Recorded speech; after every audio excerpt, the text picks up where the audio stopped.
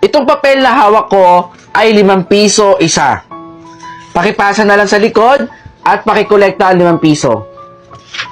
Ma'am, baka pwedeng gamitin ko na lang po yung lumang papel ko.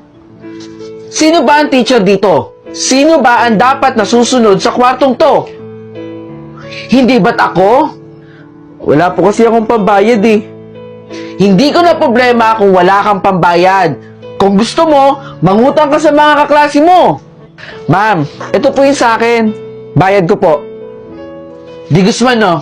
Mabuti ka pa at hindi ka nagre-reklamo. Hindi po ko katulad ni De La Cruz, no? Itong tela na hawak ko, ang inyong magsisilbing quiz. Ang 1 yarda ay 50 pesos. Dito ko malalaman kung meron kayong natututunan sa klase ko. Nicole, pakipasa.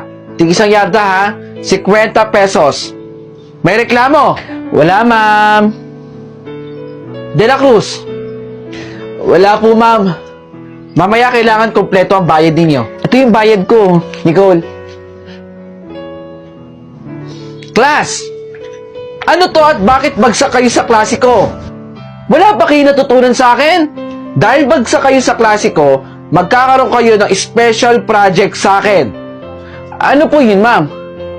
Eto, kailangan nyo bumili sa akin ng ganito. 100 pesos. Total, mainit naman dito sa klase natin.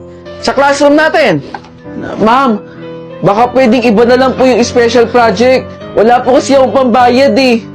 De La Cruz, ikaw lang naman yung nagre-reklamo eh. Lahat kami dito may pambayad. Ikaw lang wala. Kung ayaw mo, edi bagsak ka, De La Cruz. Ito po yung bayad ko, ma'am. Tama si ma'am. Kung wala kang pambayad, edi babagsak ka. Ako pa rin yung top 1. Mabuti nga, mas mataas pa ako sa iyo dun eh.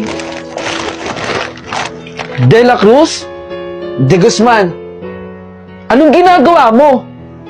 Nangungulekta ako ng kalakal.